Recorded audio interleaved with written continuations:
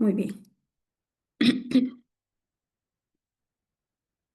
¿Cuál es el propósito del día de hoy? Conocer los diseños de la investigación, la triangulación, el fomento de la cultura investigativa, proyectos de investigación en la práctica clínica y la publicación y difusión de investigaciones en el área de enfermería.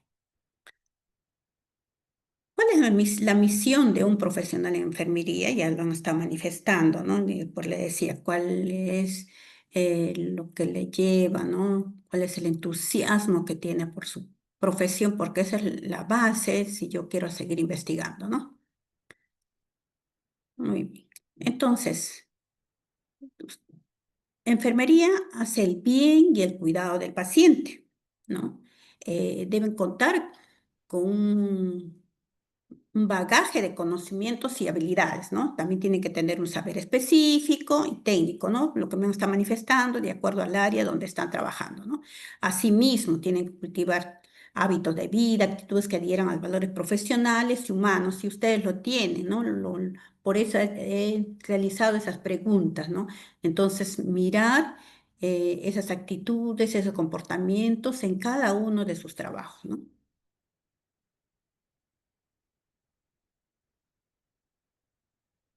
Entonces, iniciamos con el diseño de investigación.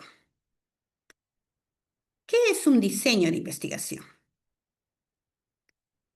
Un diseño de investigación viene a ser casi como un camino que voy a llevar, que voy a hacer, ¿no? Encontrando ya una dificultad, teniendo ese deseo de mejorar, ¿no? Porque la investigación nos lleva a mejorar esa calidad de atención al paciente. Entonces, se define al diseño de investigación como el método, las técnicas elegidas, porque eso nos va a llevar, ¿no? De una manera razonable, lógica, ¿no?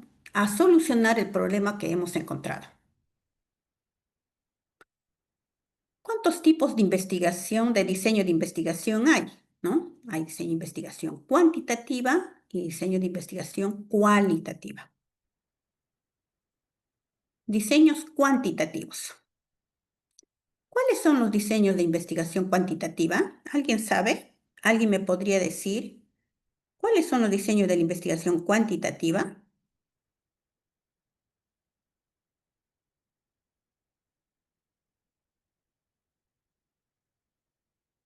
¿Alguien tiene idea de los diseños de la investigación cuantitativa?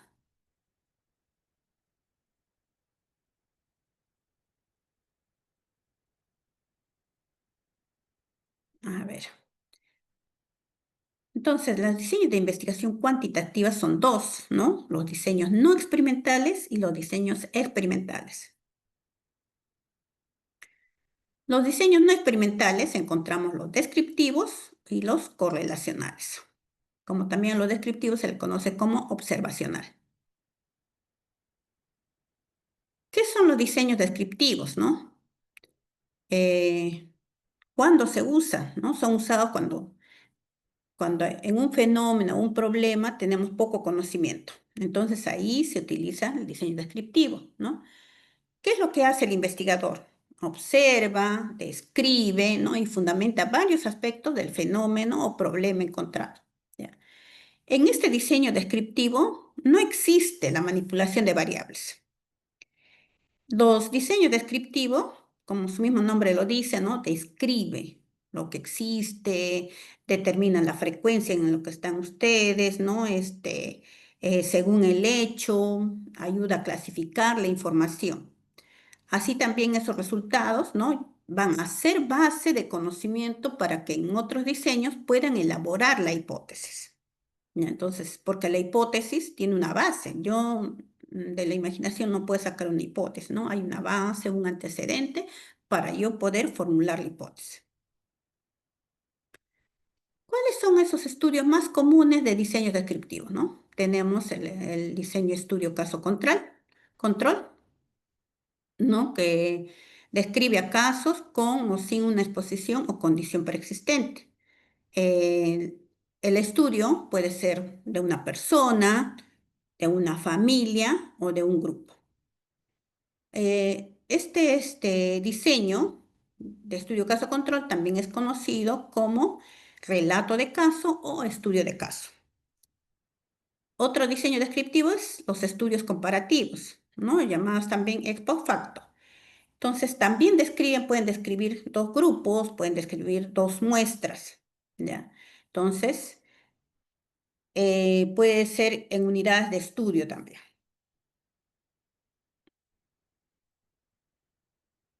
Diseños correlacionales, ¿no? Primero hemos visto los diseños descriptivos, mismo describe, puede ser un caso o puede ser comparación, ¿ya? Estudio caso contrario, estudio comparativo. Y el otro es diseños correlacionales, ¿no? En la clase pasada estábamos hablando también de ello, ¿no? Ya. Un tipo de diseño correlacional son las transversales, ¿ya? Entonces, yo estudio los cambios que hay en una variable relacionada con otra, pero ahí no existe causalidad, ¿no? Esa relación de la variable se da en forma natural. Entonces, en este diseño analizan cómo va el grado, la magnitud o la fuerza de esas relaciones o de esas asociaciones entre las variables. Y los resultados de estos estudios van a facilitar también, ¿no? Para poder establecer hipótesis y ser probadas en un estudio que puede ser cuasi experimental o experimental. Entonces, estos estudios también son como base para ya los estudios experimentales o cuasi experimentales. Los diseños correlacionados comunes más son también los descriptivo y predictivo, modelo de test correlación, ¿no? El descriptivo describe variables y sus relaciones que se dan en forma natural entre las mismas variables. El predictivo determina la variancia de una variable en base a la variancia de otra, ¿no? Estas variables son manipuladas que dan forma natural, ¿no? Entonces, una variable tiene relación con otra variable, ¿no? Según la fuerza que va a darle, ¿no? O una correlación positiva o una correlación negativa. Otro es modelo del test de correlación. Este modelo de test de correlación es como armar lo que se da, ¿no? También en una forma natural, ¿ya? Eh, hay veces se hacen esas pruebas piloto, ¿no? Para las otras investigaciones. Entonces puede corresponder este modelo al test de correlación, ¿ya? Estas variables no son manipuladas, ¿ya? Así como se encuentra, se estudia, ¿no? Los diseños experimentales. Los diseños experimentales. ¿En qué consisten los diseños experimentales? ¿Alguien podría decirlo? ¿En qué consisten los diseños experimentales? Esto está dentro, ¿no? De la investigación cuantitativa. Dentro de la investigación cuantitativa.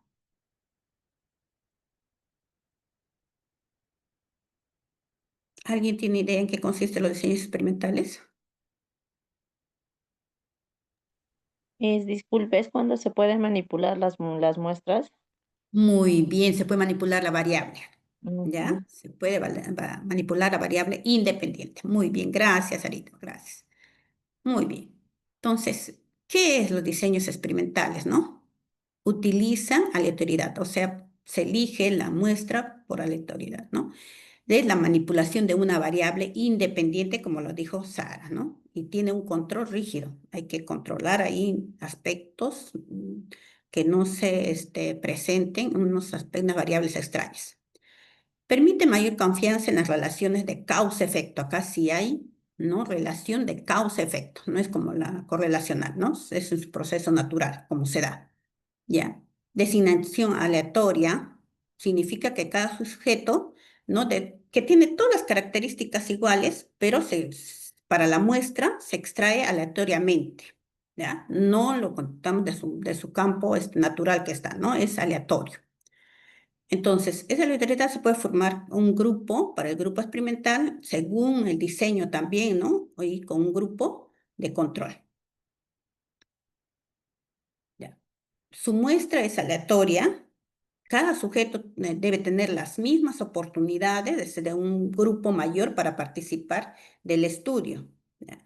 eh, por ejemplo, en caso de los pacientes, ¿no? De repente los pacientes que han ingresado de repente, ¿no? En una misma fecha, ¿no? De repente pacientes que no estén muy graves, ¿no? Así. Ya, o sea, tienen que tener las mismas características, ¿sí? Pero de ahí es buscar aleatoriamente. Si esta aleatoriedad no se cumple, entonces ya se va a convertir en una investigación cuasi experimental. La cuasi experimental son investigaciones que encontramos de los grupos formados, ya. Pero en cambio, para los experimentales se forma aleatoriamente. Entonces, los diseños experimentales se dividen en dos: diseños experimentales verdaderos y diseños cuasi experimentales, ¿no? En cuanto para la investigación del área de enfermería. Diseños experimentales verdaderos. Entonces, acá se observa, ¿no? Que la relación de variables es porque hay una causa y un efecto, ¿no? La causa viene a ser la variable independiente y el efecto es la dependiente, o sea, que viene a ser el resultado, ¿no? Bajo condiciones altamente controladas, como la muestra tiene que tener las mismas características tanto para el grupo de control como para el grupo experimental.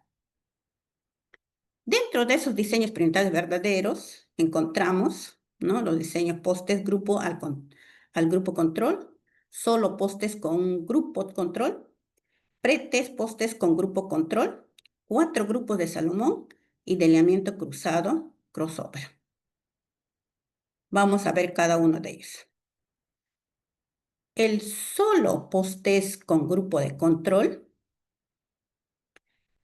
consiste en tener dos grupos, un grupo que el grupo experimental donde se da el tratamiento y un grupo de control que no se da el tratamiento, ¿ya?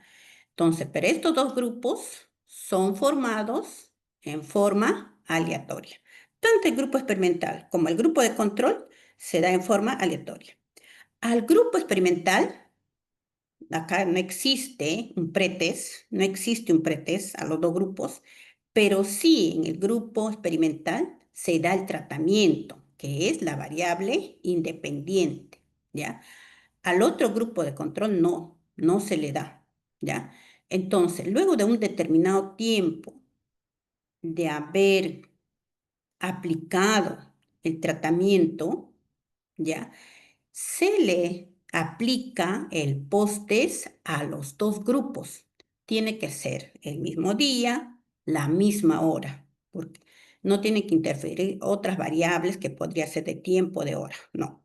Ya al mismo tiempo, a los dos grupos se le aplica el post-test. Entonces, ya cuando se hace la estadística contradice, entonces yo voy a tomar acá cuál es la diferencia, ¿no? Del grupo de experimental con el grupo de control, ¿ya? Muy bien, ese es el diseño solo postes con grupo control. Luego tengo otro diseño, el diseño pretest, postes con grupo control. También acá los dos grupos está formado en forma aleatoria, ¿ya? Está formado en forma aleatoria, los dos grupos. ¿Cuál es la diferencia del anterior? ¿No? A estos dos grupos ya se le aplica un pretest, ¿ya? Un pretest. La O significa pretest antes. A los dos también se le tiene que aplicar el mismo día, la misma hora, a los dos grupos. Al grupo experimental se le aplica durante un tiempo el tratamiento, ¿ya? Mientras que al grupo de control no se aplica, ¿ya? Luego, pasado un tiempo, acabado el tratamiento en el grupo experimental, se toma un post-test, ¿no? También igual en el mismo momento, el mismo día que el grupo de control, ¿no? El grupo experimental, el grupo de control, el mismo día se le toma el post-test, ¿ya? Se realiza el post-test. Entonces, acá también va a haber una marcada diferencia, ¿no? Entre el antes y el después, ¿no? Entre el pretest y posttest, ¿no? Va a haber un resultado, va a haber una diferencia entre cómo ingresaron antes y cómo terminan después del tratamiento acá, ¿ya? Entonces tengo un resultado estadístico acá y luego del grupo de experimental con el grupo de control, ¿ya? Muy bien. Entonces, miren la diferencia con el anterior, este diseño. El anterior diseño no tenía el pretest. En cambio, este diseño es pretest y posttest con grupo de control. Otro diseño, el diseño de 4 grupos de Solomon. Estos 4 grupos también son formados en forma aleatoria, los 4. ¿Ya? El primer grupo con el segundo grupo, ¿no? Tiene formado, perdón, está con el pretest, se ha realizado el pretest, ¿ya? Acá. El primer grupo es experimental, el segundo es de control, el tercer grupo es experimental y cuarto grupo es de control, ¿ya?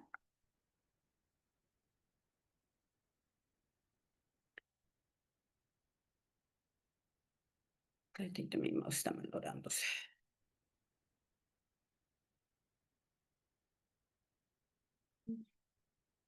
Ya. Entonces, al primer grupo, ¿no? Se le toma un pretest. El segundo grupo de control, también, perdón, un posttest, ¿ya? Un posttest. El tercer grupo, después del tratamiento, también posttest. Y el cuarto grupo, un posttest. Ya, entonces miren ustedes, 2 grupos experimentales. A uno se le toma el pretest, al tercer grupo no.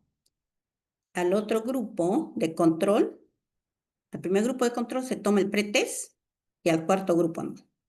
Pero al final el post-test se le toma a los 4 grupos. También acá salen, ¿no?, los resultados en forma estadística. Ya también la diferencia de los grupos que tienen el tratamiento y los grupos que han sido evaluados con un pretest y los grupos que han sido evaluados con un post-test.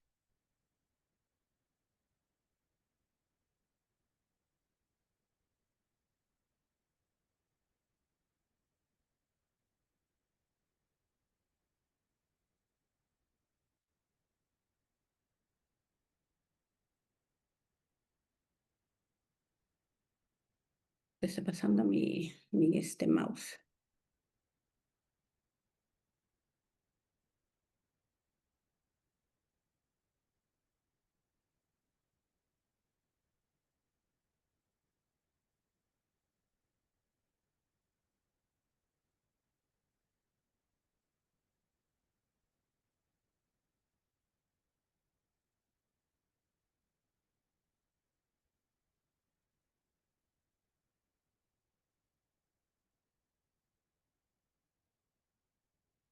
¿Qué pasa mi mouse? Disculpe.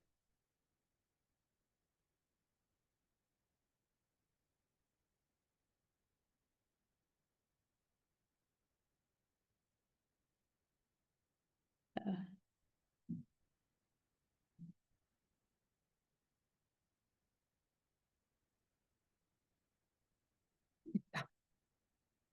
ya, otro diseño.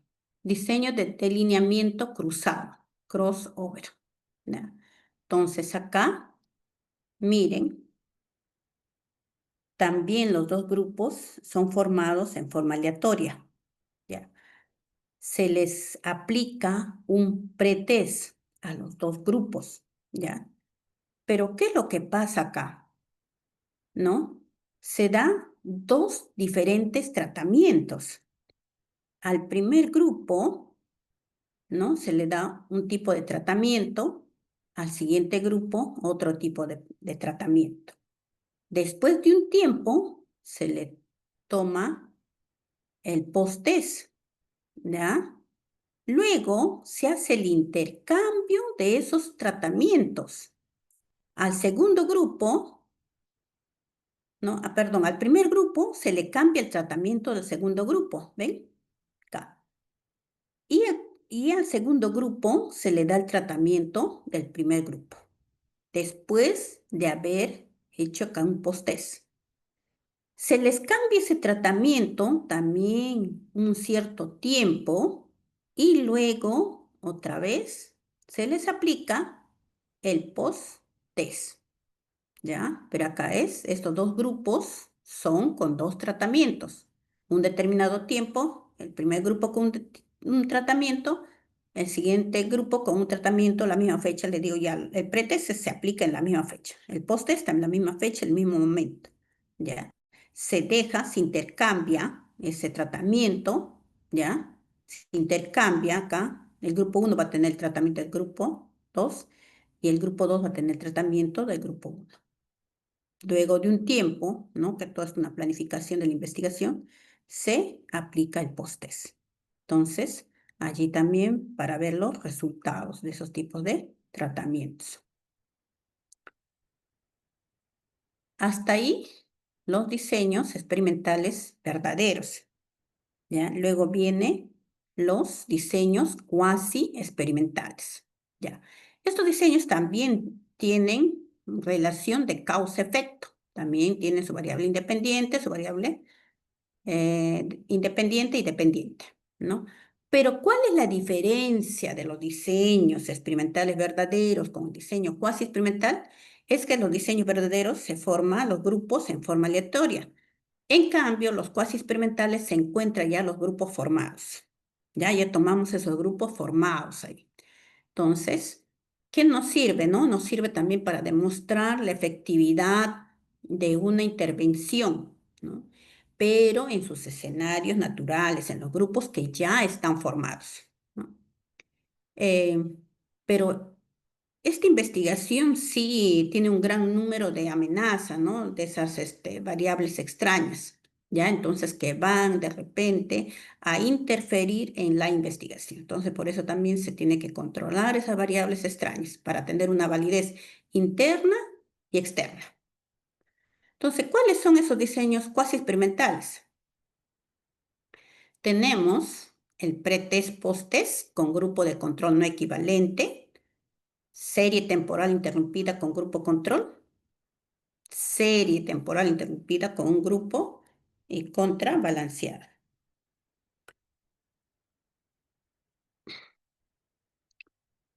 Entonces, ¿en qué consiste el diseño cuasi experimental pretest post-test con grupo de control no equivalente?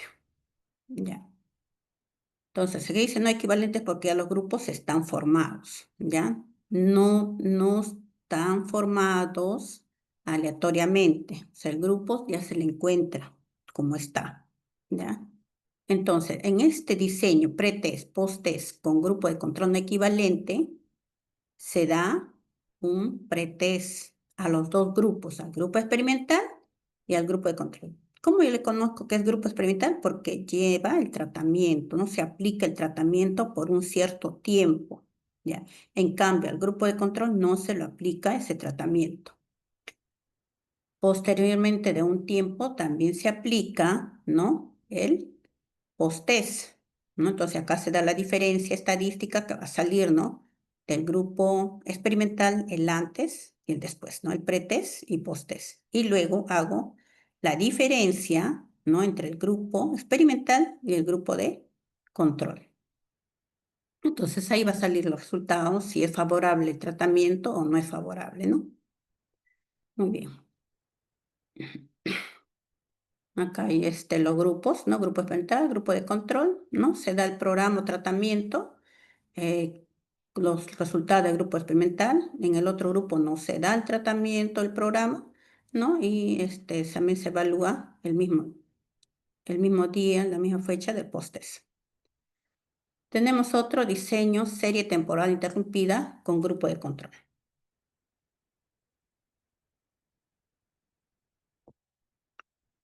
También los dos grupos no están aleatoriamente formados, ¿ya? Se da un pretest. Otra vez el mouse está fallando.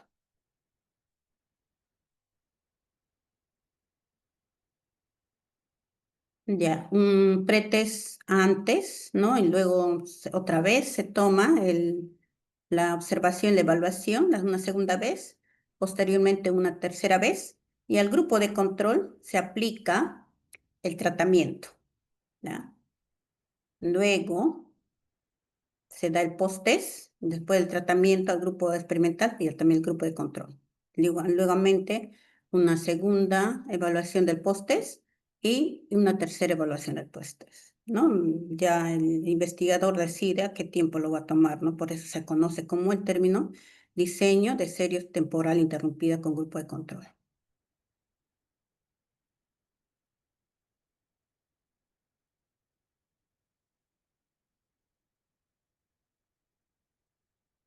Que me falla creo que es la pila.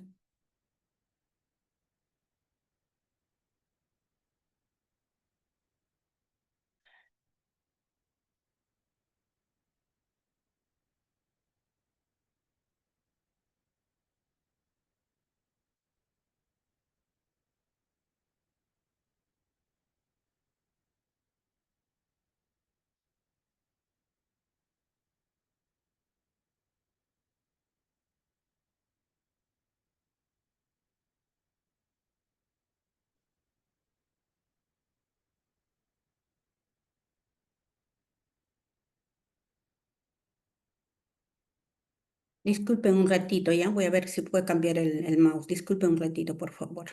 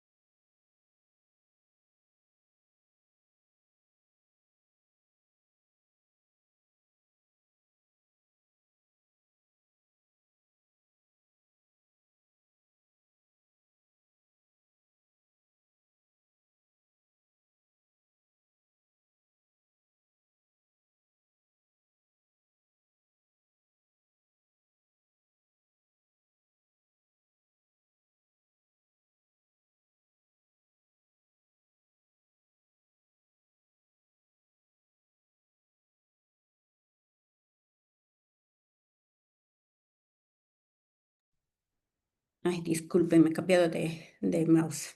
Ya, ya. Otro diseño cuasi experimental es el diseño serie temporal interrumpida con un grupo. Ya ven, un solo grupo. El anterior era dos grupos, ya. Tres series de pretest, pero de un determinado tiempo, ¿no? Se aplica el tratamiento al grupo experimental. Luego, a los dos grupos se le aplica ya el post-test también en series, ¿no? En series. Luego tenemos el diseño serie temporal interrumpida con un grupo, ¿no? Con un solo grupo. Entonces también tengo series de pretest, ¿no? Miren, sin aplicar el tratamiento. Aplico 3 veces el pretest, ¿no? Y luego de un tiempo del tratamiento, tengo la aplicación del post-test, también en tres veces. Ya es un periodo de tiempo, ¿no? Esto también hay que ver que tiene que ser, si este programa 5 días, el otro también tiene que ser 5 días, 5 días, ¿ya? El diseño contrabalanceado. ¿En qué consiste este diseño contrabalanceado? Ya saben que los grupos no son aleatoriamente formados, ¿ya? No son aleatoriamente formados. Estos grupos, los cuatro, se aplica un tratamiento diferente. Para un primer grupo, un tratamiento 1, para el segundo grupo, un tratamiento grupo 2, para el tercer grupo, un tratamiento de tipo 3, para el cuarto grupo, un tratamiento de tipo 4, ¿ya? Se hace el post-test a los 4 grupos después de un tiempo y luego se cambia. Miren, para el primer grupo ya va el tratamiento 2, para el segundo grupo el tratamiento 4, para el tercer grupo el tratamiento 1 y para el tratamiento 4, ¿no? Hay variación acá, ya. De un tiempo de aplicado, intercambiando esos tratamientos, se hace un post-test. Posteriormente, también nuevamente otra vez se cambia el tratamiento. El 3 para el 1 para el 2, el 4 para el 3, el 2 para el 4. Posteriormente, igual un tiempo, se hace el post-test, ¿ya? Luego se aplica otra vez el tratamiento, pero intercalando. Para el grupo 1, el tratamiento 4, para el grupo 2, el tratamiento 3, para el grupo 3, el tratamiento 2, para el grupo 4, el tratamiento 1. Ya, entonces, cosa que cada grupo ha recibido los 4 tratamientos, pero diferentes, pero se está midiendo en cada aplicación de ese tratamiento. Se está midiendo el post-test. Acá, una vez del primer tratamiento, el segundo tratamiento, otra vez se evalúa, el tercer tratamiento, otra vez se evalúa, el cuarto tratamiento también otra vez se evalúa. ¿Ya? Y cosa, ese es un estudio, ¿no? Si yo tengo 4 grupos para 4 tratamientos. Muy bien, hasta ahí los diseños. Si hay alguna pregunta, por favor.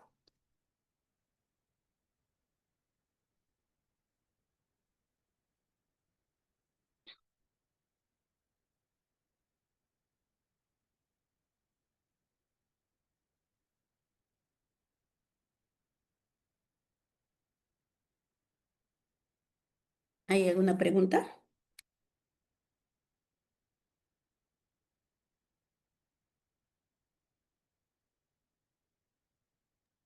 Por mi parte, no, licenciada. Ok, muchas gracias.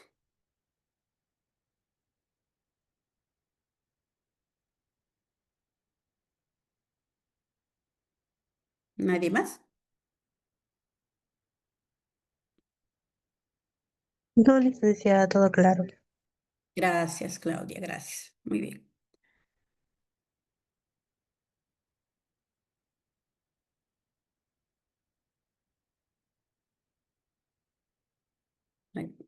Ya. Entonces, hasta ahí hemos visto, ¿no? Todos los diseños, ¿no? De la investigación cuantitativa, ¿no? La investigación cuantitativa es una investigación medible, ¿ya? Con números, equivalencia numérica. Se utiliza la estadística para ver los resultados, ¿ya? Ahora nos toca mirar, ¿no? Los diseños de investigación cualitativa, ¿ya? Los diseños de investigación cualitativa.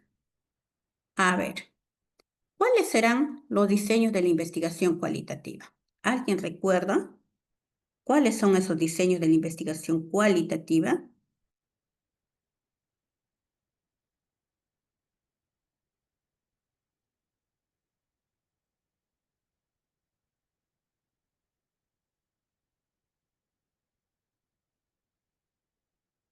Los estudios de caso, Ya, va uno. ¿Qué más? Bien.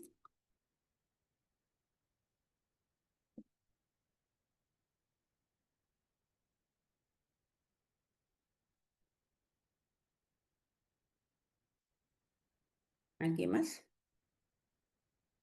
Cuando al inicio yo les pregunté, ¿no? Ustedes, ¿cuál es la emoción que tienen de su carrera, de su profesión?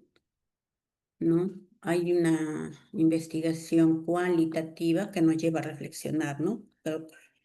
Creo que Sara, creo, alguien dijo ¿no? Como ella sentía, ¿no?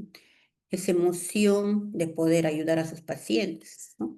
Entonces hay una reflexión, de repente, miren, la vez clase pasada me dijeron, a mí me trataron así cuando yo estaba estudiando, cuando yo estaba haciendo practicantes, pero ahora yo he cambiado y yo no trato así, ¿no? A las practicantes, ¿sí, no?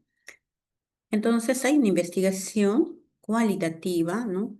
Que no es numérica, ¿no? Sino es de acuerdo al sentimiento, las emociones, ¿no? Que yo no puedo poner numeración, ¿no? No puedo designar un número, pero sí una emoción de sentimiento, de actitud, cuando me dicen empatía, por decir, ¿no? ¿Ya? Entonces vamos a ver esos diseños, ¿no? Tenemos eh, la teoría fundamentada, la etnografía, los diseños narrativos, la fenomenología y la investigación-acción. ¿Qué dice la teoría fundamentada? ¿No? Dice esta que está a partir de desarrollar una teoría, ¿no? De toda la información que se ha recogido, se ha analizado sistemáticamente, ¿ya? Nos permiten comprender esos procesos complejos, esos procesos desafiantes. Ejemplo tenemos, por decir, yo quiero estudiar cómo los pacientes se adaptan a un nuevo diagnóstico, ¿no? Y yo comienzo ahí a registrar y yo puedo sacar de ahí, ¿no? Ya, y desarrollar una teoría en función a cómo los pacientes se adaptan a un nuevo diagnóstico. La etnografía. La etnografía es donde el investigador se va a adentrar a una cultura, a un grupo social, ¿no?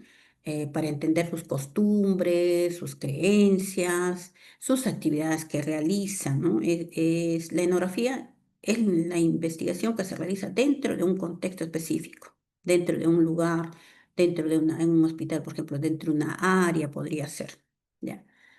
¿Cuál es el ejemplo? ¿No?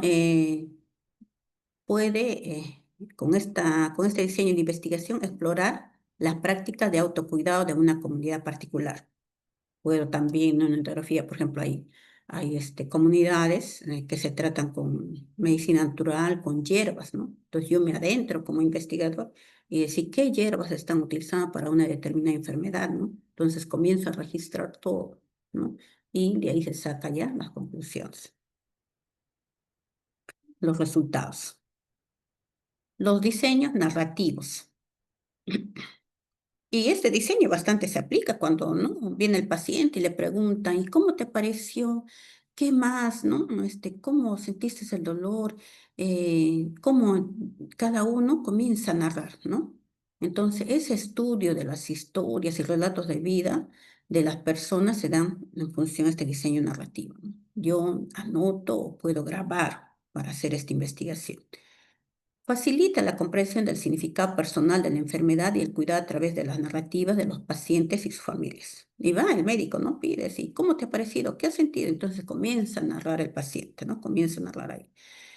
Como ejemplo se puede dar, ¿no? El caso de un paciente que relata su enfermedad desde sus inicios hasta dónde se encuentra, ¿no? Hasta dónde ha llegado de repente al médico o cuando ingresa la enfermera o el enfermero y le encuentra ahí en cama, ¿no? Al paciente y le comienza a preguntar y el paciente comienza a narrar, ¿no? Entonces ahí se dan este diseño narrativo.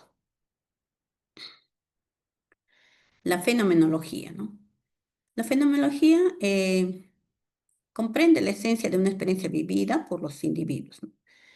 Como ejemplo, ¿no? Como es el caso de un paciente con una enfermedad crónica, ¿no? Se va notando eso, ¿no? Se va notando, van haciendo comparaciones, ¿no? Y hay resultados ahí, ¿no? Entonces, para poder ya dar un tratamiento o ver qué forma puede mejorar ese paciente. La investigación-acción. La investigación-acción esta investigación es reflexiva, ya porque en caso de los enfermeros, por decir, ¿no? Reflexiona, ¿no? ¿Cómo llega el paciente? ¿Qué yo debo hacer para buscar el bien de ese paciente, ¿no? Entonces, ahí por eso dice participativo. Ahí participa en esa investigación, ¿no? El investigador, ¿ya? Entonces, colabora con los profesionales de enfermería, ¿no? Los pacientes identifican un problema, implementan soluciones y evalúan los resultados en un contexto de práctica clínica. una investigación-acción es recíclica, ¿ya? Van, ¿no? Reflexionan, encuentran la práctica, ¿no? Y deciden qué acción van a realizar, ¿no? Para el bienestar, en este caso, del bienestar del paciente, ¿no?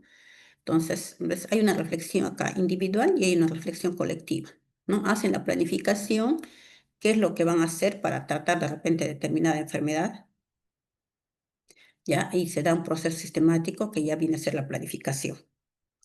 A toda esa aplicación, ahí está el investigador inmerso, ahí, ¿no? Ya van a encontrar un resultado, ¿no? Todo se va anotando, de repente hay un registro, ya un registro que después se hace el análisis, ¿no? Y se trabaja la triangulación para poder obtener los resultados. Ya, hasta ahí también. ¿Hay alguna consulta sobre los diseños cualitativos? ¿Hay alguna consulta sobre los diseños cualitativos? ¿Hay alguna consulta? Ya. Entonces, a veces nos preguntamos, ¿no? Pero ¿cómo voy a sistematizar la información de las historias que me cuentan los pacientes, ¿no? ¿Cómo voy a sistematizar cuando yo me he ido a una determinada comunidad a investigar cómo ellos se curan con hierbas de una determinada enfermedad? ¿Cómo? En cambio, en la investigación cuantitativa ya tú tienes registrado, ¿no? Cuánto de fiebre tiene, cuánto de glucosa, ¿no? Así, ya, voy registrando, es numérico, ¿no? Y es ya que me lleva a la estadística. Pero en una investigación cualitativa, ¿no? Entonces yo tengo que aplicar la triangulación, ¿ya? La triangulación para poder tener yo la validez de la investigación, porque hay mucha contradicción, ¿no? Entre los investigadores cuantitativos y los investigadores cualitativos. Los cuantitativos dicen que su investigación es válida porque utiliza la estadística, el número, te va a dar un resultado exacto. Pero la investigación cualitativa, ¿no? Que son de actitudes, ¿no? De valores, ¿no? Entonces, pero ¿cómo va a haber un buen resultado, ¿no? Entonces, es el proceso, la técnica de la triangulación en la investigación. ¿Y por qué el término de triangulación, no? ¿Qué es la triangulación en la investigación? ¿Es la triangulación útil y válida en la investigación en salud? ¿Por qué? ¿Alguien me podría contestar? ¿Qué es la triangulación en la investigación?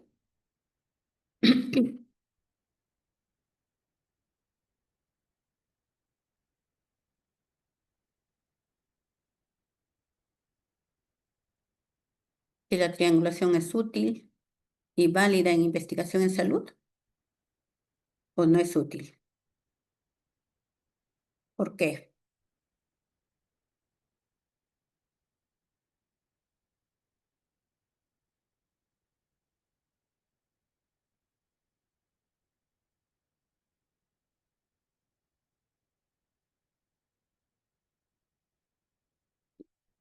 ¿Han trabajado ustedes investigación cualitativa?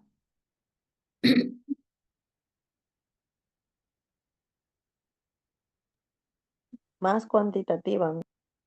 Más la cuantitativa, ¿no? Más la cuantitativa. Sí, muy bien. A ver. Entonces, triangulación en la investigación, ¿no? Según Patton dice que se refiere a uso múltiplo de métodos, fuente de datos, ¿no? Con la finalidad de desarrollar una mayor comprensión del fenómeno que se quiere estudiar. Así también Kant et al. Lo definen como la investigación del mismo problema usando diferentes métodos, ¿no? Que puede ser vista como una estrategia de investigación cualitativa para evaluar la validez por medio de la convergencia. Esta triangulación más se utiliza en la investigación cualitativa, ¿no? Para dar esa validez a los resultados que vamos a tener, ¿ya? Así también consideran que es una técnica, ¿no? Que consiste en utilizar múltiples perspectivas, ¿no? Como ya son, puede ser diferentes métodos, diferentes fuentes de datos o teorías, ¿no?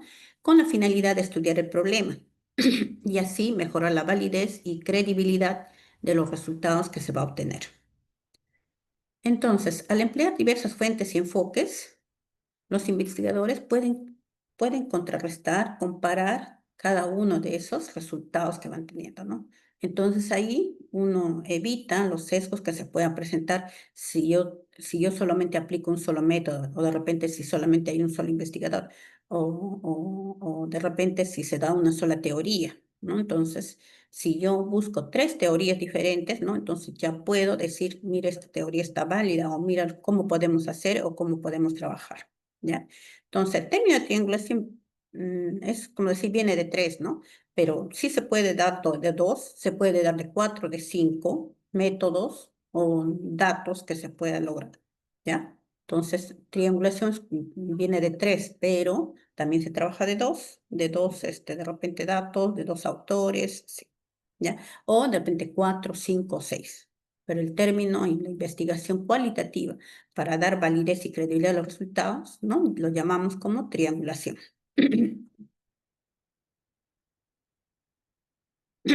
Entonces, ¿es la triangulación útil y válida en investigación en salud? ¿Por qué? ¿No? Sí se considera válida en salud debido a que proporciona resultados certeros, ¿no? Lo que lleva a esa mayor confianza en los hallazgos encontrados, porque no solamente me quedo con un solo resultado, con solo que he buscado, ¿no? Sino ya de 2 para arriba, ¿ya? Entonces, también es útil porque permite mayor flexibilidad en la interpretación de los datos y descubrir fenómenos no comunes, al igual que los grados de variación del mismo, ¿no? Entonces, es potente, ¿no? El uso de la técnica de la triangulación en la investigación cualitativa, específicamente en este caso, en la investigación en salud. Entonces, sí es útil y es válido.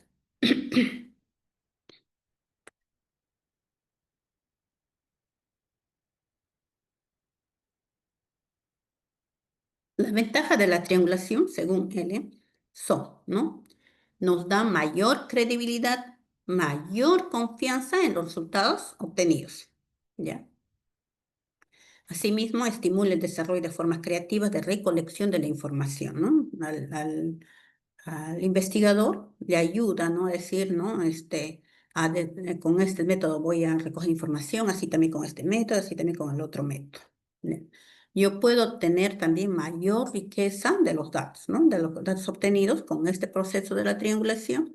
Entonces voy a encontrar resultados que van a estar mejor reforzados. Asimismo, nos permite también integrar diversas teorías de los diferentes autores.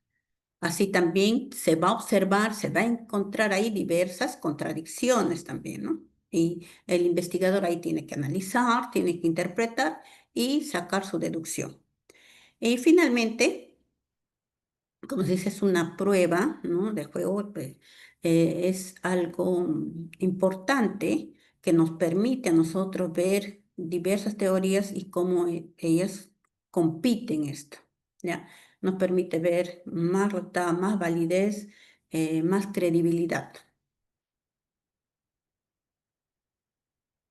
¿Cuáles son esos beneficios de la triangulación, ¿no?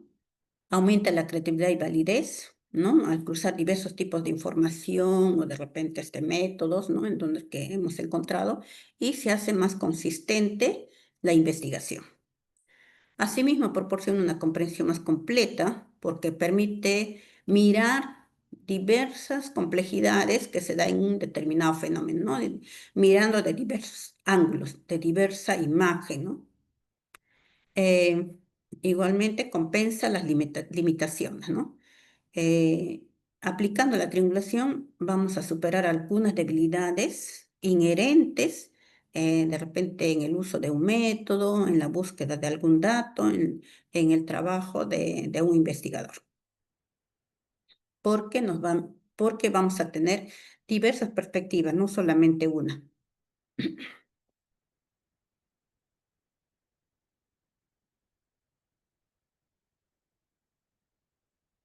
Entonces, hay tipos de triangulación.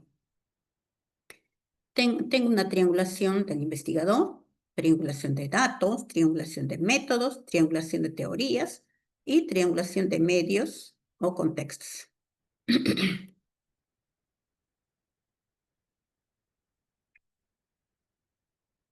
Triangulación del investigador, ¿no?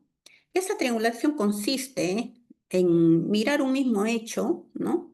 Pueden ser dos o más investigadores. Les dije, ¿no? Para una triangulación empieza de dos, puede ser tres, cuatro, cinco, ¿ya? Depende cómo han planificado la investigación, ¿no? Entonces, a la mirada de los investigadores va a haber más fortaleza, ¿no? De repente uno anotó algo, el otro de repente no, ¿no?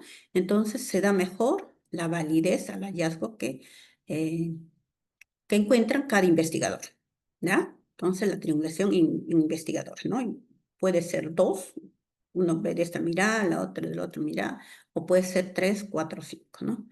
¿Cuál es el ejemplo, ¿no? Que un equipo de investigación estudie la salud mental en un hospital, ¿no? Que podría incluir un enfermero, mire, un investigador que es psiquiátrico, un investigador que es psicólogo y un trabajador social. Mire, ahí son tres, ¿no? Tres investigadores, un psiquiátrico, un psicólogo y un trabajador social. Entonces, cada uno de ellos va a observar esas interacciones del paciente y luego va a comparar, va a analizar y van a tener una mejor perspectiva y el objetivo va a ser cumplido, ¿ya? Entonces, miren la triangulación del investigador, ¿no? Se da diversos investigadores. Entonces, acá tenemos, por ejemplo, también un antropólogo, un psicólogo, un psiquiatra, un familiar, un terapista, ¿no? Ahí, por ejemplo, hay 5 investigadores. Triangulación de datos. Entonces, acá también se utiliza diferentes fuentes de datos, ¿no? Que puede ser una entrevista a profundidad, una encuesta, que puede ser observaciones de documentos, observación participativa, ¿no? Entonces, estudien el mismo problema, permitiendo contrastar la información recopilada. Ejemplo, evaluar el dolor de un paciente utilizando múltiples fuentes, ¿no? En este caso, una entrevista al paciente me va a dar los datos cualitativos, la escala de dolor numérico, allá me va a dar datos cuantitativos, la observación de un lenguaje corporal como la observación directa, ¿no? Voy a ver las señales, ¿no? De repente frunce las cejas, hace el signo de dolor con la boca, ¿no? Entonces, eso también es una observación, ¿no? O también yo puedo tomar la frecuencia cardíaca, ¿no? En el paciente. ¿Ya? Entonces, miren, esa ya es la triangulación de datos, ¿no? Diversos datos me van a llevar a tener unos resultados. ¿Cuál es el ejemplo detallado ahí, ¿no? La entrevista, el enfermero pregunta al paciente sobre la naturaleza, localización y característica del dolor, ¿no? ¿Cómo te duele? ¿Dónde te duele? ¿No? Así le va preguntando, ¿no? Y la escala de dolor, ¿no? El enfermero utiliza una escala numérica de 0 a 10 para que el paciente valore su dolor. Puede ser, a ver, de 0 a 10, ¿qué número te pones que sientes de dolor? Entonces ahí el paciente lo dice, ¿no? Otro dato es la observación directa, ¿no? El enfermero observa si el paciente tiene un gesto de dolor, si se retuerce, frunce el ceño o se queja. ¿Ya? Eso también está anotando, ya está anotando. Después, otro dato es los signos vitales, ¿no? Ya un dato cuantitativo, ¿no? El enfermero mide la frecuencia cardíaca, la presión arterial, ¿ya? Y cómo se aumenta el dolor. Luego otro dato es análisis de documentos, ¿no? El dato documental, ¿ya? El enfermero revisa la historia clínica para ver si hay registros previos sobre el dolor o si ha habido cambios en su medicación. Entonces, mire, ¿cuántos datos tenemos ahí? Entrevista 1, escala de dolor 2, observación directa 3, signos vitales 4 y análisis de documentos 5. Entonces, 5, voy a tener 5 datos. Entonces, igual, ¿no? Sí, yo puedo utilizar con 3 también, ¿no? En otro ejemplo es entrevista en profundidad, grupo de discusión, encuestas. Acá hay 3, ¿no? En el ejemplo anterior que hemos visto, 5, ¿ya? De 2 a más números, ¿no? La triangulación de métodos, ¿ya? Acá podemos utilizar, ¿no? Los enfoques cualitativo y cuantitativo, ¿no? Dentro de ellos ¿no? Los métodos cualitativos, que puede ser la entrevista y grupos focales, ¿ya? Puedo trabajar entrevista y grupos focales. Un estudio, ejemplo, un estudio sobre la experiencia del dolor en pacientes crónicos, donde se combinan métodos cuantitativos, que son las escalas de dolor numérica, y cualitativos, la entrevista en profundidad y observación de expresiones no verbales, para obtener una visión más completa y válida de la experiencia del paciente. ¿Ya? Entonces, acá hay en la triangulación de métodos, hay unos métodos eh, cualitativos y también métodos cuantitativos porque ya te pone la escala de dolor ahí, ¿ya? La escala de dolor numérica viene, sería cuantitativo, ¿ya? Ahí se da cuantitativo y cualitativo, ¿no? Lo cualitativo está en las entrevistas en profundidad. Entrevista en profundidad es, hago una pregunta sobre esa pregunta, otra pregunta y así, ¿no? Voy preguntando, preguntando hasta llegar a los resultados o hallazgos que puede encontrar. Eh, el ejemplo detallado. ¿No? La experiencia de dolor crónico en pacientes con diabetes. Los métodos combinados, el método cuantitativo y cualitativo, ¿no? El método cuantitativo es aplicar una escala numérica del 0 al 10, ¿no? Con intervalos regulares para registrar la intensidad del dolor reportando por los pacientes. Puede pasar, ¿no? En el paciente en la mañana, a mediodía, en la noche, ¿no? Entonces va a diferenciar ahí cómo está yendo el dolor. Luego el método cualitativo, ¿no? El método cualitativo es la entrevista con profundidad, ¿no? Donde el, el investigador comienza a preguntar, ¿no? Sobre explorar cómo el dolor, ¿no? Afecta su vida diaria, cómo las estrategias de afrontamiento que tiene, cómo las percepciones, ¿no? En función al paciente. Y luego viene la observación, que el mismo investigador lo observa, va notando su comportamiento para identificar, ¿no? Cuáles son esas acciones, tanto en el gesto, ¿no? En el lenguaje, que pueda indicar que siente dolor o malestar, ¿no?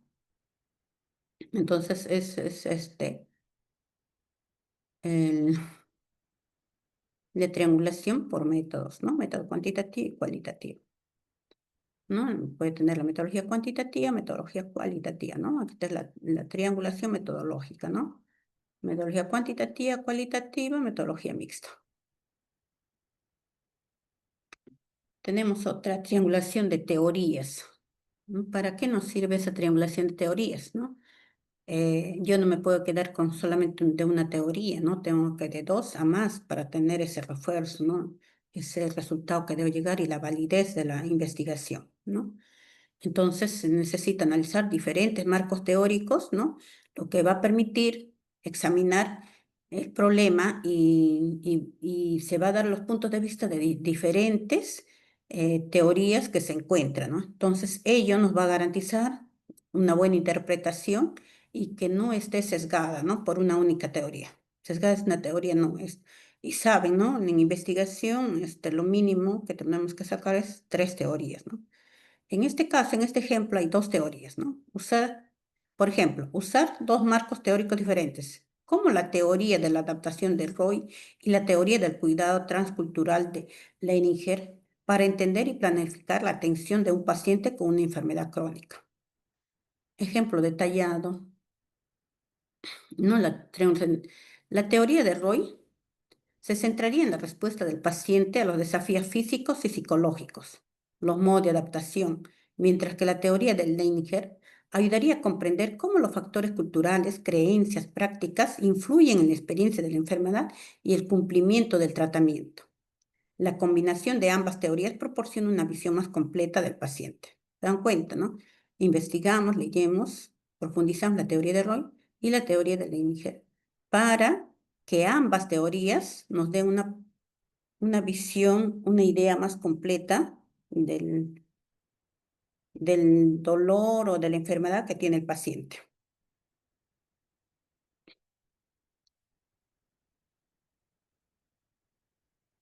Entonces, tenemos, ¿no? Eh, Cuando identificamos el problema, un paciente de enfermería tiene una enfermedad crónica y experimenta dificultad para manejar su condición. ¿Qué me dice la teoría de adaptación de Roy? Se examina al paciente como un sistema que se adapta a estímulos, bien la enfermedad. Se evalúa cómo responde a los estímulos físicos, como es el dolor, fatiga, y psicológicos, la ansiedad y el miedo. Se identifican los modos de adaptación del paciente y se diseñan intervenciones para ayudarle a adaptarse de manera efectiva.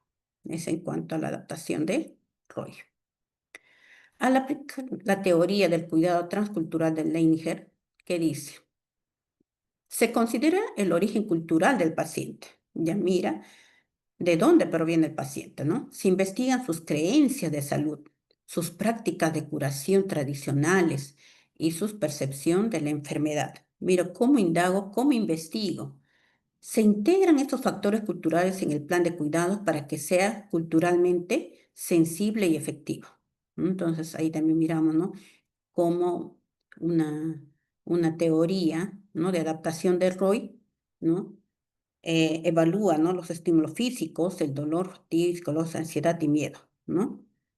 Cómo el paciente se adapta, ¿no? A las intervenciones, ¿no? Que pueden ser efectivas.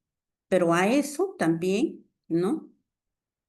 Lo que aplica en casa, ¿ya? Es el cuidado transcultural del niño, ¿no? Entonces también se da. Entonces, ¿cuál es la triangulación ahí? ¿Cuál es la combinación, no? Al aplicar ambas teorías, el enfermero puede comprender que la resistencia del paciente al tratamiento puede deberse tanto a los efectos secundarios físicos que lo propone Roy, como a sus creencias culturales sobre la enfermedad. Y con esta visión combinada, el enfermero puede diseñar una intervención más efectiva que aborde ambos aspectos simultáneamente. Por ejemplo, ajustando el horario de medicación para alinearlo con las prácticas culturales del paciente al tiempo que se abordan sus preocupaciones físicas, ¿no? Hay veces, ¿no? El paciente va, no tengo eso. Ah, pero doctor, está tomando estas hierbitas, ¿no? Así. ¿Y cómo te va, doctor? De repente algo mejor, me calma, ¿no? Por momentos, así. Entonces, miren que se combinan dos teorías ahí. Otro tipo de triangulación es la triangulación de medios o contextos. Se evalúa el tema de investigación en diferentes lugares, ¿ya? Mm, en diferentes lugares, ¿no? Que puede ser diferentes, en el mismo hospital, en diferentes áreas podría ser, ¿no? Entornos o momentos para determinar la consistencia de los resultados. Ejemplo, la evaluación del impacto de la educación para la diabetes en un paciente. Un enfermero utiliza datos de medios como la entrevista con el paciente para conocer sus percepciones y el impacto en su vida diaria. Datos de contexto como los resultados de sus análisis de glucemia para validar la efectividad del tratamiento y compara esta información con observaciones del comportamiento del paciente en su hogar, obteniendo así una visión más completa y precisa. Miren cómo de acuerdo a los medios y el contexto. ¿Cuáles serían los medios o perspectivas, no? De acuerdo a los medios, hace una entrevista semiestructurada. Saben que una entrevista semiestructurada es una entrevista que yo planifico las preguntas, pero hay momentos que de repente no me ha contestado lo que yo quería, ¿no? El paciente, entonces, sobre eso, en el momento, formulo otra pregunta, ¿no? Para llegar a lo que quiero que me conteste el paciente, ¿ya? El enfermero entrevista al paciente para entender sus creencias, hábitos y cómo la enfermedad afecta su vida cotidiana. Se preguntará sobre la dificultad para seguir la dieta o el régimen de ejercicio. Pregunta esa al paciente. Luego, otro medio, el cuestionario de autoevaluación, ¿no? Entonces, al paciente se le entrega un cuestionario de autoevaluación para que valore su nivel de conocimiento sobre la diabetes y cómo se siente manejándola, ¿no? Porque el paciente que tiene diabetes debe conocer la enfermedad y debe saber cómo poder manejarla, ¿ya? Entonces, lo que va a comparar también con esos datos que ha logrado con la entrevista y luego con el cuestionario de autoevaluación del paciente. Otros de acuerdo al contexto ya, un dato de diferentes fuentes, datos clínicos objetivos y la observación de la conducta. Y en los datos clínicos va a mirar, ¿no?, el último análisis de glucemia, ¿no? Entonces, se registra en análisis de hemoglobina, que son indicadores de la efectividad del tratamiento o de control de la enfermedad, ¿no? Como lo que eh, van diagnosticando, se van a dar cuenta si se está haciendo efectivo ese tratamiento y cómo se va controlando la enfermedad. Luego, otro contexto es la observación de la conducta, ¿no? El enfermero observa cómo el paciente maneja el medidor de glucosa y cómo se administra la insulina, se aplica, ¿no? Eso le observa el enfermero al paciente, ¿no? Luego busca la información de un familiar, ¿no? Entonces, el enfermero puede hablar con un familiar para obtener una perspectiva externa sobre los cambios observados en el comportamiento del paciente. Pero antes del enfermero de hablar con un familiar, tiene que pedir la autorización al paciente para poder hablar con un familiar, o le pide, ¿no? ¿Con qué familiar puedo conversar, ¿no? Puedo sacar o puedo pedir datos, ¿no? Entonces el paciente tiene que dar esa información y dar la autorización, ¿no? Entonces, ¿cómo se da el proceso de triangulación ahí, no? El enfermero compara la percepción del paciente en la entrevista con los datos objetivos del análisis. Entrevista y los objetivos, los resultados del análisis, ¿no? Cruza la información del cuestionario de autoevaluación, se aplica también cuestionario de autoevaluación con las observaciones directas de la conducta, ¿no? Autoevaluación y observación. Entonces valida la información de la entrevista y el cuestionario con la perspectiva del familiar. Entonces, ¿cuál es el resultado que debe tener? Al combinar estas diferentes fuentes de datos, el enfermero no solo tiene una imagen más completa del estado de salud del paciente, sino que puede identificar contradicciones o áreas de dificultad que no se verían si se usara un solo método, permitiendo así un plan de cuidados más personalizado y más efectivo. Miren, este es el de medios o perspectiva, ¿ya? En la triangulación de medios y contexto, ¿no? Se ha visto los medios o perspectiva mediante la entrevista semiestructurada, el cuestionario de autoevaluación, de contexto o datos diferentes fuentes, ¿no? Datos clínicos objetivos, la observación de la conducta, y se da el proceso de triangulación y el resultado.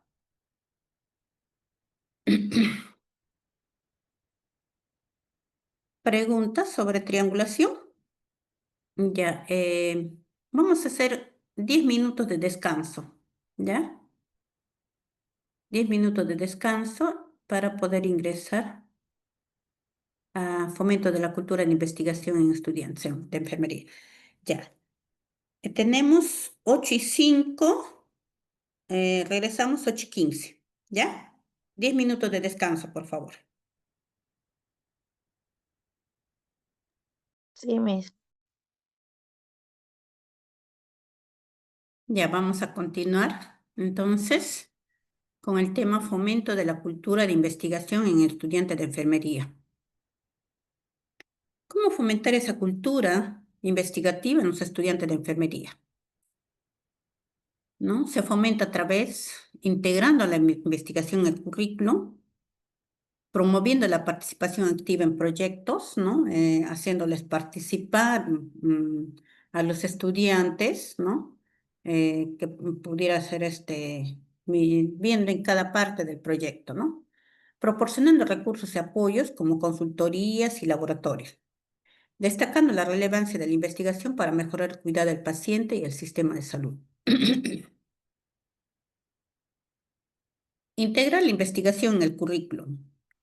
La investigación debe ser la columna vertebral de toda la formación profesional, ¿no? No solamente como una materia aislada, ¿no? Sino en todos los cursos, los docentes tienen que dar trabajos, pero ya inculcando a la investigación, ¿no? Utilizando las normas, utilizando las formas de redacción académica, ¿no? Mirar eso, ¿no? Todos unidos, integrar eso. Luego, enseñar metodologías de investigación rigurosas y sistemáticas para la generación y validación de conocimientos. Como le decían, por ejemplo, dejan algún trabajo y ellos tienen que buscar de repente tres autores, ¿no? Que manifiesten lo que están diciendo, ¿ya? Entonces, si dejamos uno nomás, no, tampoco no es investigación, ¿no? La investigación bibliográfica, enseñarle cuáles son las referencias, ¿no? Con mayor credibilidad, ¿no? De que tengan validez. Entonces, de un principio, ya desde el primer ciclo, se va integrando esa investigación al currículo. El otro es promover la participación activa. Cuando hay proyectos de investigación, ¿no? Eh, insertar a los estudiantes de repente a buscar pacientes, ¿no? Eh, recopilar datos, enseñarle a cómo rescatar esos datos, ¿ya? El otro es ofrecer apoyo y recursos, ¿no? A veces nosotros dejamos así, ya trabajen, ¿no? Pero no hay una tutoría, una guía, ¿no? De poderles enmarcar a hacer un proyecto de investigación. Asimismo, también debemos apoyar, ¿no? Debemos dar los recursos de información, facilitarle las bases de datos para que ellos puedan investigar. Por otra parte, también hay que crear laboratorios, centros de investigación donde los estudiantes puedan aplicar sus conocimientos y desarrollar nuevas habilidades. El otro es conectar la investigación con la práctica clínica, ¿no? Eh, Demostrar al estudiante que la investigación mejora la calidad del cuidado directo del paciente, ¿no? La investigación es importante para lograr mejor satisfacción en el paciente. Asimismo, ayudar al estudiante cómo transferir el conocimiento generado por la investigación en el ámbito de la práctica profesional. O sea, cómo esa teoría lo voy a aplicar a la práctica. El otro es fomentar una mentalidad innovadora, ¿no? Siempre hay que estimular que sean innovadores, que sean creativos, ¿no? No lo mismo, ¿no? Sino de ellos debe de salir, ¿no? Entonces deben ir mejorando cada vez. Asimismo, inculcarles a ellos, ¿no? Que la cultura investigativa impacta positivamente en todo sistema de salud a un largo plazo. Crear un entorno de aprendizaje propicio, ¿no? Crear un entorno de aprendizaje propicio. Entonces, eh, promover una cultura institucional que valore y motive la investigación entre estudiantes y profesionales, ¿no? De repente poner concursos, ¿no? Sobre trabajos académicos, ¿no? De acuerdo a unos indicadores, ¿no? De acuerdo. Igualmente, tanto para estudiantes también como profesionales, ¿no? En algunas universidades hay que cuando hacen investigación los docentes, ¿no? Les dan un porcentaje, ¿no?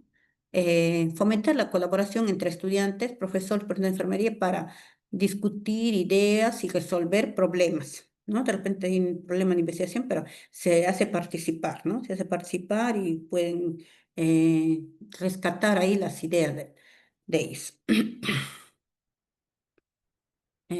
Si hay alguna pregunta en estas estrategias para poder inculcar, ¿no? La cultura investigativa en los estudiantes. ¿Hay alguna pregunta? ¿No? Lo importante es hacerle participar al estudiante en los proyectos de investigación, ¿no? De un primer ciclo ya, en darle las normas, cómo deben de redactar, ¿no? Cómo citar, ¿no? Cómo citar, cómo referenciar el libro o la página web o la base de datos que están rescatando ellos, ¿no? Pero ya desde el primer ciclo.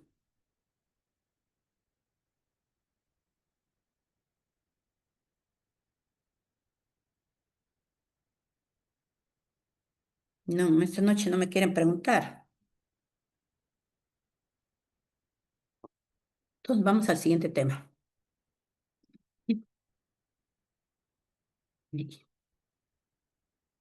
Entonces, integración de proyectos de investigación en la práctica clínica. ¿Qué implica la integración de la investigación en la práctica clínica? ¿Cuáles son los pasos para integrar la investigación en la práctica clínica? ¿Alguien puede responder cualquiera de las dos preguntas? ¿Qué implica la integración de la investigación en la práctica clínica? ¿Cuáles son los pasos para integrar la investigación en la práctica clínica?